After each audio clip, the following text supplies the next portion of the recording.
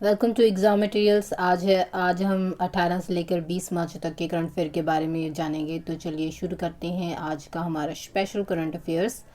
हमारा पहला प्रश्न है, विश्व विरासत दिवस कब मनाया जाता है? तो ये मनाया जाता है 18 अप्रैल, यानी ऑप्शन नंबर बी हमारा सही हो जाएगा। विश्व विरासत दिवस या स्मारकों और स्थलों का अंतर्राष्ट्रीय दिवस है जो कि 18 अप्रैल को विश्व स्तर पर मनाया जाता है। इस दिन का उद्देश्य सांस्कृतिक विरासत की विविधता और हमारे इतिहास को संरक्षित करने के लिए किए जाने वाले कार्यों के बारे में जागरूकता बढ़ाना है। ये पहली बार 1964 में संयुक्त राष्ट्र शैक्षणिक, वैज्ञानिक और सांस्कृतिक संगठन यूनेस्को द्वारा मनाया गया था। इसकी थीम 2022 की ही है, विरासत और जलवायु है, जो कि काफ़ी एग्जामों में पूछी जाती हैं, जैसे एसएससी, रेलवे आदि के द्वारा। बढ़ चलते हैं हमारे अगले प्रश्न की ओर। हमारा अगला प्रश्न है, महिला आईपीएल किस वर्ष से शुरू होने की उम्मीद जताई गई है? तो ये उम्मीद जताई जा रही है 2023 से, यानी ऑप्शन नंबर ए हमारा सही हो जाएगा। महिला आईपीएल यानी इंडियन प्रीमियर लीग जल्द ही शुरू होने वाली है, क्योंकि बीसीसीआई की पिछली गवर्निंग काउंसिल की बैठक में इस पर काफ़ी चर्चा की गई थी। इस प्रकार इसका आयोजन जल्द से जल्द शुरू किए जाने की संभावना है। भारतीय क्रिकेट कंट्रोल बोर्ड यानी बीसीसीआई 2023 में 6 टीमों के साथ एक पूर्ण महिला आईपीएल शुरू करने की योजना पर काम कर रही है। हमारा अगला प्रश्न है, अप्रैल 2022 में 71वीं सीनियर नेशनल बास्केटबॉल चैंपियनशिप में पुरुषों का खिताब किस टीम ने जीता है? तो ये जीता गया है तमिलनाडु टीम के द्वारा, यानी ऑप्शन नंबर डी हमारा सही हो जाएगा। तमिलनाडु ने अप्रैल 2022 में 71वीं सीनियर नेशनल बास्केटबॉल चैंपियनशिप में पुरुषों का खिताब जीतने के लिए फाइनल में गत चैंपियन पंजाब को 87 और 69 रनों से हराया, और रनों से नहीं कह सकते, अंकों से हराया। इसमें कर्नाटक और रेलवे की टीम क्रमशः तीसरे और चौथे स्थान पर रहे हैं। और महिला बास्केटबॉल चैंपियनशिप की बात करें तो भारतीय रेलवे टीम ने तेलंगाना को 131-22 अंकों के साथ हराकर ये महिला खिताब जीत लिया है। महिला मैच में तमिलनाडु को तीसरा और केरल को चौथा स्थान प्राप्त हुआ है। ये चैंपियनशिप जो थी बास्केटबॉल चैंपियनशिप, ये तमिलनाडु बास्केटबॉल एसोसिएशन के सहयोग से बास्केटबॉल फेडरेशन ऑफ इंडिया द्वारा आयोजित किया गया है। बास्केटबॉल फेडरेशन ऑफ इंडिया के सचिव अजय सिंह हैं। बढ़ चलते हैं हमारे अगले प्रश्न की ओर। हमारा अगला प्रश्न है, हाल ही में कितने मंत्रियों ने पाकिस्तानी कैबिनेट में शपथ ली है? अभी हाल ही में ली गई है 34 मंत्रियों के द्वारा, ऑप्शन नंबर सी हमारा सही हो जाएगा। पाकिस्तान के प्रधानमंत्री शहबाज शरीफ के नेतृत्व वाले पाकिस्तान के नए मंत्रिमंडल में हाल ही में आयोजित एक समारोह में 34 मंत्रियों ने इसमें शपथ ली है। और जैसा कि आपको पता है कि पाकिस्तान की संसद ने हाल ही में इमरान खान की जगह पर पीएम शहबाज शरीफ को नए मंत्रिमंडल की शपथ दिलाई गई थी, जो कि जिसमें इमरान खान जो थे वो अविश्वास मत लेने में नाकाम हो गए थे। और कुल मिलाकर इसमें 34 मंत्रियों को इस्लामाबाद से प्रेसिडेंसी में एक संक्षिप्त समारोह के दौरान पाकिस्तान सीनेट के अध्यक्ष सादिक सजरानी द्वारा इस पद की शपथ दिलाई गई है। कैबिनेट मंत्रियों की सूची में 30 संघीय मंत्री और 4 राज्य मंत्री भी इसमें शामिल हैं। हमारा पांचवा प्रश्न है, विश्व नेताओं में से कौन 21 अप्रैल को भारत की पहली बार भारत का दौरा करेंगे, यानी यात्रा करेंगे? तो ऑप्शन नंबर सी हमारा सही हो जाएगा, यानी बोरिस जॉनसन हो जाएंगे। यूके प्रधानमंत्री बोरिस जॉनसन 2022 में 21 और 22 अप्रैल को भारत की आधिकारिक यात्रा करेंगे। यूके यानी यूनाइटेड किंगडम के प्रधानमंत्री बोरिस जॉनसन की ये पहली बार यात्रा होगी। कोविड-19 के प्रकोप के कारण 2 बार इसकी यात्रा भारत की यात्रा रद्द किए जाने के बाद ये यात्रा काफ़ी देर से लंबित पड़ी हुई थी। बढ़ चलते हैं अगले प्रश्न की ओर। हमारा अगला प्रश्न है, हाल ही में किस राज्य में अफ्रीकी स्वाइन बुखार का पता चला है? तो ये पता चला है त्रिपुरा में, यानी ऑप्शन नंबर ए हमारा सही हो जाएगा। त्रिपुरा में एक सरकारी प्रजनन पार्क में अफ्रीकी स्वाइन बुखार का पता हाल ही में चला है। और ये फार्म देवीपुर सिपाहीवाला जिले में स्थित है और राज्य के पशु संसाधन विकास विभाग यानी ARD द्वारा ये चलाया जाता है। अज्ञात का कुल 63 यानी 63 सूअरों की मौत हो गई थी, जिसने इस बीमारी का अलार्म बजा दिया। और राज्य सरकार ने वायरल बुखार के प्रसार को रोकने के लिए सूअरों को सामूहिक रूप से फांसी देने का इसमें आदेश दिया गया था। हमारा अगला प्रश्न है, हाल ही में किस राज्य में जलमार्ग कॉन्क्लेव 2022 का आयोजन किया गया है? तो ये आयोजन किया गया है असम में, यानी ऑप्शन नंबर डी हमारा सही हो जाएगा। असम के डिब्रूगढ़ में हाल ही में भारतीय अंतर्देशीय जलमार्ग प्राधिकरण ने जलमार्ग कॉन्क्लेव यानी 2022 का आयोजन किया गया है, जिसका उद्देश्य देश के उत्तर पूर्वी क्षेत्र में अंतर्राष्ट्रीय और घरेलू जलमार्ग या पारिस्थितिक तंत्र की क्षमता का दोहन करने पर ध्यान केंद्रित करना है। हमारा अगला प्रश्न है, प्रत्येक वर्ष 17 अप्रैल को किस दिन के रूप में मनाया जाता है? तो ये मनाया जाता है विश्व हेमोफीलिया दिवस, यानी ऑप्शन नंबर डी हमारा सही हो जाएगा। हीमोफीलिया और अन्य रक्त स्राव विकारों के बारे में जागरूकता बढ़ाने के लिए और लोगों में इसकी समझ बढ़ाने के कारण हर साल 17 अप्रैल को अंतर्राष्ट्रीय स्तर पर से विश्व हेमोफीलिया दिवस मनाया जाता है। हमारा अगला प्रश्न है, WHO ने global centre for traditional medicine का उद्घाटन किस शहर में किया है? तो ये किया गया है जामनगर में, यानी ऑप्शन नंबर ए हमारा सही हो जाएगा। WHO global centre for traditional medicine का उद्घाटन प्रधानमंत्री नरेंद्र मोदी द्वारा जामनगर में किया गया है। केंद्र का लक्ष्य पारंपरिक चिकित्सा की क्षमता को तकनीकी प्रगति में साक्ष्य आधारित अनुसंधान के रूप में एकीकृत इसमें करना है।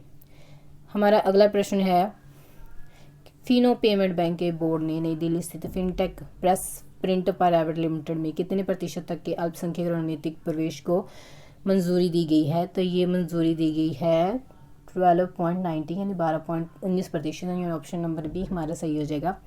फिनो पेमेंट बैंक ने बोर्ड ने नई दिल्ली में स्थित fintech press print private limited ने 12.19% तक के अल्पसंख्यक रणनीतिक निवेश को मंजूरी दी है। और सार्वजनिक लिस्टिंग के बाद फिनो पेमेंट बैंक के रणनीतिक निवेश में इस निवेश ये पहला ही है। और पेस प्रिंट एक वित्तीय प्रौद्योगिकी कंपनी है जो कि बैंकिंग, भुगतान, बीमा, निवेश आदि क्षेत्रों में आगामी पीढ़ी के एप्लीकेशन प्रोग्रामिंग इंटरफेस की पेशकश करती है। फिनो पेमेंट बैंक की बात की जाए तो इसका हेडक्वार्टर है जूही नगर, नवी बॉम्बे में और मुंबई में, और इस्टेब्लिशमेंट इसका हुआ था 4 अप्रैल 2017।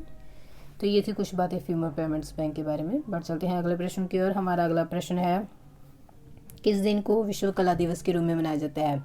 तो ये मनाया जाता है 15 अप्रैल को, यानी ऑप्शन नंबर सी हमारा सही हो जाएगा।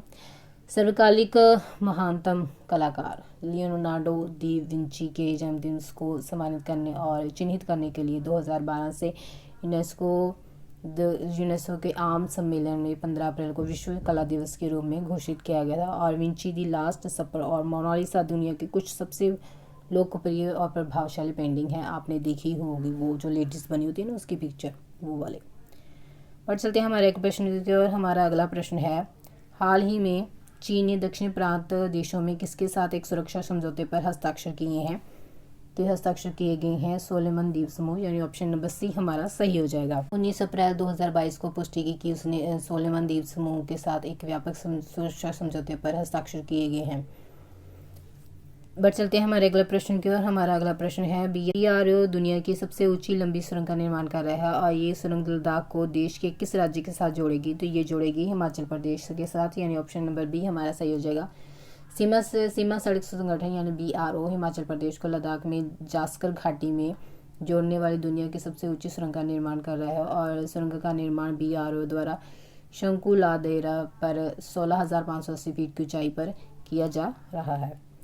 हमारा अगला प्रश्न है, हाल ही में भारत और किस देश ने क्वांटम कंप्यूटिंग पर एक वर्चुअल नेटवर्क सेंटर स्थापित करने की निर्णय की घोषणा की है? तो ये घोषणा की गई है फिनलैंड के द्वारा, यानी ऑप्शन नंबर बी हमारा सही हो जाएगा। फिनलैंड की बात की जाए तो इसके प्रधानमंत्री हैं सना मारिन ट्रेनिंग और इसकी कैपिटल है हेलसिंकी। फिनलैंड जो है, फिनलैंड स्वीडन, नॉर्वे और रशिया की सीमा के साथ सटा एक उत्तर पूर्वीय राष्ट्र है। और इसकी मुद्रा की बात की जाए तो इसकी मुद्रा है यूरो। इसके राष्ट्रपति का नाम है शाओली निनसिंको। तो ये थी बातें फिनलैंड से संबंधित। बढ़ चलते हैं हमारे अगले प्रश्न की ओर। हमारा अगला प्रश्न है, हाल ही में किस राज्य के मुख्यमंत्री बसवराज बोम्मई ने सिद्धलिंग स्वामी की जयंती को एकीकरण दिवस के रूप में मनाने की घोषणा की है? तो ये घोषणा की गई है कर्नाटक के द्वारा, यानी ऑप्शन नंबर ए हमारा सही हो जाएगा। और चलते हैं अगले प्रश्न की ओर। नागरिक उड्डयन मंत्रालय की उड़ान योजना किस श्रेणी के तहत लोक प्रशासन 2020 में उत्कृष्टता के लिए प्रधानमंत्री पुरस्कार जीता है? तो ये जीता गया है नवाचार के क्षेत्र में, यानी ऑप्शन नंबर बी हमारा सही हो जाएगा। क्षेत्रीय कनेक्टिविटी योजना यानी उड़ान यानी उड़े देश का आम नागरिक उड्डयन मंत्रालय यानी MOCA की प्रमुख योजना में नवाचार यानी सामान्य के क्षेत्र में केंद्रीय श्रेणी के तहत एक लोक प्रशासन 2020 में उत्कृष्टता के लिए प्रधानमंत्री पुरस्कार के लिए इसको चुना गया है। हमारा अगला प्रश्न है, हाल ही में भारत का पहला दृष्टिबाधित लोगों के लिए रेडियो चैनल रेडियो अक्ष कहाँ लॉन्च किया गया है? तो ये लॉन्च किया गया है नागपुर में, यानी ऑप्शन नंबर डी हमारा सही हो जाएगा। नागपुर कहाँ पर पड़ता है? महाराष्ट्र में। बढ़ चलते हैं अगले प्रश्न की ओर। पीएम मोदी ने कहाँ पर वैश्विक आयुष निवेश और नवाचार शिखर सम्मेलन का उद्घाटन किया है? तो ये उद्घाटन किया गया है गुजरात में, यानी ऑप्शन नंबर ए हमारा सही हो जाएगा। पीएम ने गुजरात के गांधीनगर में महात्मा मंदिर में वैश्विक आयुष निवेश और नवाचार शिखर सम्मेलन का हाल ही में उद्घाटन किया है। पीएम ने डिजिटल रूप में इसमें आयुष निर्यात संवर्धन परिषद का भी शुभारंभ किया है और साथ ही साथ इसमें आयुष योजना hub, Ayush next, Ayush soft आदि जैसी IIT पहलों को भी इसमें शुरुआत की गई है। तो फ्रेंड्स, अगर आप चैनल पर नए हैं तो आप चैनल को सब्सक्राइब करें, और अगर आपको वीडियो अच्छी लगी हो तो आप इसे लाइक भी कर सकते हैं, तो लाइक और शेयर भी करें। बढ़ चलते हैं अगले प्रश्न की ओर। हमारा अगला प्रश्न है, लीवर स्वास्थ्य के बारे में जागरूकता फैलाने के लिए किस दिन को विश्व लीवर दिवस के रूप में मनाया जाता है? तो ये मनाया जाता है 19 अप्रैल को, यानी ऑप्शन नंबर ए हमारा सही हो जाएगा। लीवर शरीर का महत्वपूर्ण अंग है जो कि शरीर में अवांछित विषैले पदार्थों को शरीर से बाहर निकालने में मदद करता है। ये शरीर का दूसरा सबसे बड़ा अंग है और ये मस्तिष्क यानी दिमाग से कम जटिल है। ऐसा कहा जाता है कि ये लगभग 500 शारीरिक कार्य करता है और कुल रक्त का तकरीबन 13% ये आपूर्ति अपने पास रखता है। हमारा अगला प्रश्न है, हाल ही में किस राज्य सरकार ने रॉबिन उत्पा को ब्रेन हेल्थ इनिशिएटिव का ब्रांड एम्बेसडर बनाया है? तो ये एम्बेसडर बनाया गया है कर्नाटका सरकार के द्वारा, यानी ऑप्शन नंबर डी हमारा सही हो जाएगा। कर्नाटका सरकार ने हाल ही में नीति आयोग के सहयोग से जनवरी में Karnataka brain health initiative launch किया था।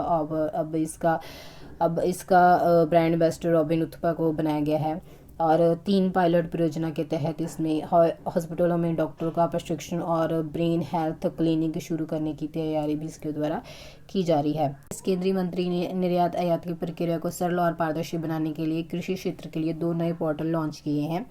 तो ये पोर्टल लॉन्च किए गए नरेंद्र सिंह तोमर के द्वारा। यहाँ पर तोमर ही नहीं है, यहाँ पर तोमर आएगा। तो कृषि मंत्री कौन है हमारे? नरेंद्र सिंह तोमर ने हाल ही में इसे 2 नए पोर्टल लॉन्च किए गए हैं। हमारा अगला प्रश्न है, ई-डार को हाल ही में किस मंत्रालय द्वारा विभिन्न बीमा कंपनियों के परामर्श से विकसित किया गया है? तो ये विकसित किया गया है सड़क परिवहन और राजमार्ग मंत्रालय, यानी ऑप्शन नंबर सी हमारा सही हो जाएगा। ये सड़क और परिवहन राजमार्ग के द्वारा विकसित किया गया है और ये सड़क दुर्घटनाओं और इसे दुर्घटनाओं में मिलने वाले मुआवजे से संबंधित तत्काल जानकारी प्रदान करने में मदद करेगा और इस पर आसान पहुंच के लिए एक डिजिटल विस्तृत दुर्घटना रिपोर्ट इसमें अपलोड की जा सकेगी। हमारा अगला प्रश्न है, हाल ही में किसने राष्ट्रीय साइबर सुरक्षा हादसा प्रतिक्रिया अभ्यास का उद्घाटन किया है? तो ये उद्घाटन किया गया है अजीत डोभाल के द्वारा, यानी ऑप्शन नंबर ए हमारा सही हो जाएगा। अजीत डोभाल कौन है? हमारे राष्ट्रीय सलाहकार अजीत डोभाल ने राष्ट्रीय साइबर सुरक्षा घटना प्रतिक्रिया अभ्यास का उद्घाटन किया है। राष्ट्रीय साइबर अभ्यास NCAX भारत में 19 अप्रैल तक 10 दिनों की अवधि के लिए चलेगा और इस कार्यक्रम का संचालन रक्षा अनुसंधान और विकास संगठन यानी DRDO और समर्थित है और ये राष्ट्रीय सुरक्षा परिषद सचिवालय द्वारा भी इसका आयोजन किया जा रहा है। बात करी जाए कुछ अन्य आयोजनों की और अन्य देशों के साथ एक्सरसाइज की, तो अजय योद्धा जो होती है एक्सरसाइज वो भारत और UK के बीच में की जाती है। संप्रीति एक्सरसाइज की बात की जाए तो ये भारत और बांग्लादेश में की जाती है। वज्रपहरी एक्सरसाइज की बात की जाए तो भारत और अमेरिका की होती है और गरुड़ शक्ति की बात की जाए तो ये भारत और इंडोनेशिया के साथ की जाती है। सूर्य किरण की बात की जाए तो ये भारत और नेपाल के साथ की जाती है exercise. Hand in hand exercise की बात की जाए तो भारत और चीन के साथ की जाती है। तो ये थी प्रमुख कुछ एक्सरसाइज जो कि दूसरे देशों के साथ हम करते हैं, हमारी सेनाओं के द्वारा की जाती है। अगला प्रश्न है हमारा, किस राज्य की हॉकी टीम ने 12वीं सीनियर पुरुष राष्ट्रीय हॉकी चैंपियनशिप जीती है? तो ये चैंपियनशिप जीती गई है हरियाणा के द्वारा, यानी ऑप्शन नंबर सी हमारा सही हो जाएगा। हरियाणा स्टेट ने हॉकी टीम में शूट आउट में तमिलनाडु को 3-1 से हराकर 12वीं सीनियर पुरुष राष्ट्रीय हॉकी चैंपियनशिप जीत ली है और ये हरियाणा ने 2011 के बाद उनकी ये पहली ट्रॉफी है जो इन्होंने पहली ट्रॉफी जीती है। और चलते हैं हमारे अगले प्रश्न की ओर। हमारा अगला प्रश्न है, मध्य प्रदेश के किस जिले में उगाए जाने वाले संतरे अब नागपुर में पैदा होने वाले संतरे से अपनी अलग पहचान बनाएंगे? तो ये बनाएंगे छिंदवाड़ा जिले के, यानी ऑप्शन नंबर ए हमारा सही हो जाएगा। मध्य प्रदेश के छिंदवाड़ा जिले में उगाए जाने वाले संतरे अब नागपुर में उत्पादित संतरे अब अपनी एक अलग पहचान बनाएंगे और सरकार की एक जिला एक उपज यानी one state one project one district one project के तहत योजना के तहत सतपुड़ा संतरा भी सतपुड़ा संतरा कहा जाएगा। अधिकारियों ने फल के लिए QR कोड यानी क्विक रिस्पॉन्स कोड भी बनाया है ताकि कि किसी भी कोड को स्कैन करके उसकी सारी जानकारी सामने आ जाएगी। बढ़ चलते हैं हमारे अगले प्रश्न की ओर। हमारा अगला प्रश्न है, किस राज्य सरकार ने फेसबुक के मेटावर्स पर अपना स्पेस टेक फ्रेमवर्क लॉन्च किया है? तो ये लॉन्च किया गया है तेलंगाना के द्वारा, यानी ऑप्शन नंबर बी हमारा सही हो जाएगा। ये अंतरिक्ष तकनीक क्षेत्र के निजी उद्योग की भागीदारी का समर्थन करेगा और ये इस ढांचे की दृष्टि से राज्य को प्रौद्योगिकों को विश्व स्तर पर मान्यता दिलवाने के लिए मेटावर्स का इसको आयोजन किया जा रहा है और ये एक वर्चुअल रियलिटी स्पेस में आयोजित होने वाला देश का पहला आधिकारिक कार्यक्रम था। पर चलते हैं अगले प्रश्न की ओर। हमारा अगला प्रश्न है, सीनियर एशियाई कुश्ती चैंपियनशिप अप्रैल 2022 में किस देश में शुरू हुई है? तो ये शुरू हुई है मंगोलिया, यानी ऑप्शन नंबर डी हमारा सही हो जाएगा। सीनियर एशियाई कुश्ती चैंपियनशिप अप्रैल 2022 में मंगोलिया में शुरू हुई है और इस चैंपियनशिप में ओलंपिक पदक विजेता रवि दही और बजरंग पुनिया सहित 30 भारतीय पहलवान इसमें भाग लेंगे। फ्री स्टाइल और ग्रीको रोमन श्रेणी में पुरुष टीम के कुल 20 पहलवान और महिला टीम के कुल 10 पहलवान इस आयोजन में भाग ले रहे हैं। बढ़ चलते हैं अगले प्रश्न की ओर। हमारा अगला प्रश्न है, डिजिट इंश्योरेंस के नए प्रबंधक निर्देशक और मुख्य कार्यकारी अधिकारी यानी CEO के रूप में किसे नियुक्त किया गया है? तो ये नियुक्त किया गया है जसलीन कोहली को, यानी ऑप्शन नंबर बी हमारा सही हो जाएगा। जसलीन कोहली को नए प्रबंधक निर्देशक और मुख्य कार्यकारी अधिकारी इसी के रूप में नियुक्त किया गया है।